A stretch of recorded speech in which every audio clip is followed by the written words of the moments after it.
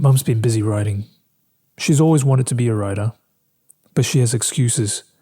It's either because she had me or she found Buddhism, and that's why she couldn't be a writer.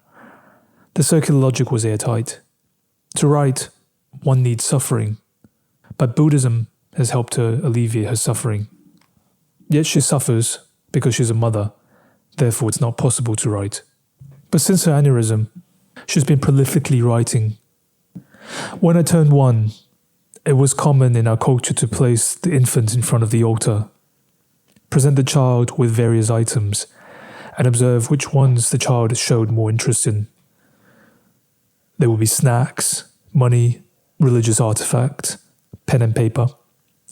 I went for the pen and paper, and oh, how everyone loved that. I gave Mother the same provisions at her hospital bed: squishy toys, iPad, food, magazines, books, phone.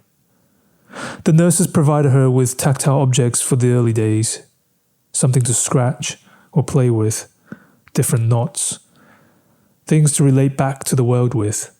The iPad was interesting for a while. Messages to friends, YouTube videos about the end of the world, and conspiracy theories.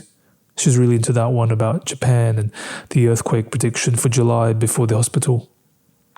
But that didn't last long. Now she writes. Her prefrontal cortex was flooded with spinal fluid, the reports told me. Executive function could be permanently affected, the doctors advised. Planning, short-term memory, toilet usage could all become long-term impediments. How much of her will remain? She continues to recover, but with each recovery, new fences are erected. For her safety, of course. Of course. This week, my appointments are filled with prospecting for nursing homes. As a millennial, without having ever purchased a home, I'm instead looking for a room for my mother. At the last place I visited, an angry man sits on the veranda, screaming, yelling. The nurse tells me that he's afraid. She tells me that he doesn't remember why he's there. She tells me that the facility is well fenced. She says it with compassion. I nod. Mother is currently a fall risk. She might not be able to handle her drives. She stands, she walks, but the hospital, understandably so, is afraid of her hurting herself. But what does it mean to keep someone in or out? How easily the promise of care slides into the practice of control. Mother was born into the era of nationalism, the era of control, of martial law. She herself was the tool of state control. As a teacher, she instilled much of the nom du père. She was well known as Wang Lao Shi, Master Wang, after all. She was the phallus. But she also loved poetry, tongue poetry, of contradictions, of love, of desire, of death.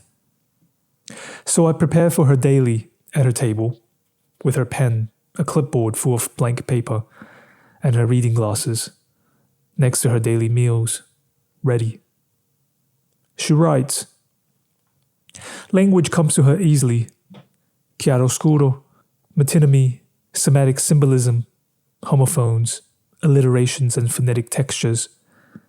She would often laugh alone because of how fast and overwhelming these ideas came to her, usually faster than her mouth could keep up with. We share this trait, giggling to ourselves, with everyone else confused, waiting for explanations that never came.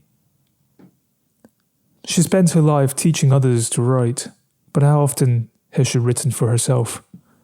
Now at the hospital she writes. Dad showed me one poem she wrote yesterday that caught his attention.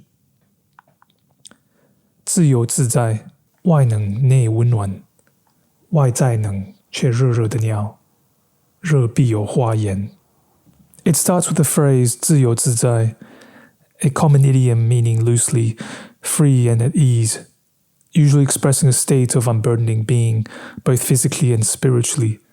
This is also similar to the word for nature, but denotes a presence that is internal and as is. This freedom of nature, however, immediately qualified by a shift into the bodily and sensory.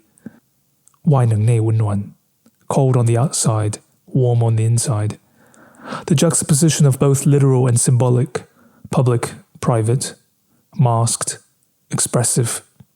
A conflict between the socially masked and the truth of the drives. The third line, 外在能借热热的尿. The exterior cools the hot urine, brings us back to the visceral and the unconscious, the basic yet intimate bodily functions. To urinate on a cold day, the sensation of internal heat expelled into an indifferent environment. Urine becomes a metonym for an embodied expression of discomfort, of urgency, of vulnerability.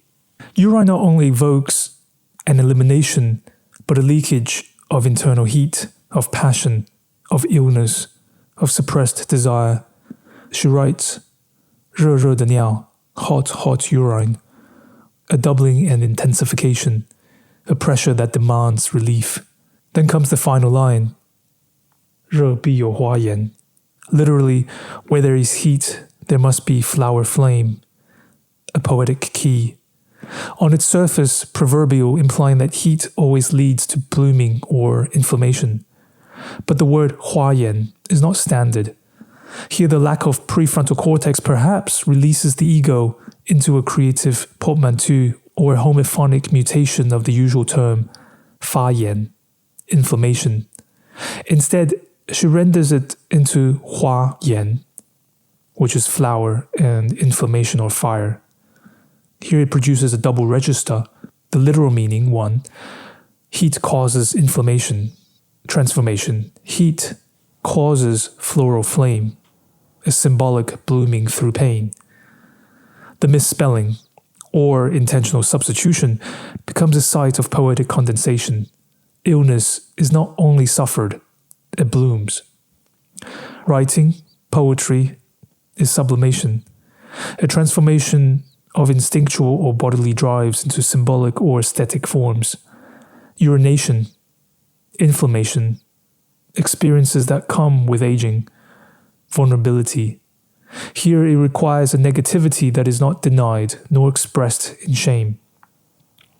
Something that, in our world of positivity and excess, as Byung-Chul Han observed, is made impossible. The body here is a symbol and a sign. The poem performs a Bionian alpha function, the conversion of raw, unprocessed beta elements, the discomfort, the incontinence, into symbolic, speakable thought. The suffering is transformed into an image. The feminine positionality is not the phallic function of conquest or transcendence. No, instead, it is brought into the intimate, the cyclical, the acceptance. Even in pain, there is flowering. Even in discomfort, a poetic system persists. The quiet resistance to medical objectification. She reclaims her body in her mother tongue, the register in which she travels, not in regression, but a freedom through being between English, State Chinese, and in Hokkien. She writes in a Minotaurian tone, within the symptom, refusing capture.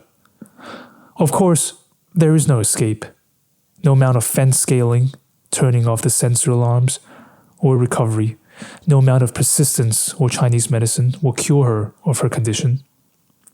Neither does she demand that. She writes, she does not escape objectification. She disfigures the gaze within these lines, within the floral inflammation of her body. The repressed does not simply return, but a deeper sense of knowing otherwise. A knowledge that is not held down by the prefrontal cortex, but in the poetics of the drive. In her rearrangements of homophones, in the refusal of instrumental grammar, she sits on her preferred chair and writes her return, not to childhood, not to her memories, nor state legibility, but to 自然, to 自由自在, not a Christian freedom of transcendence, but insistence. She writes, she squirts, she blooms.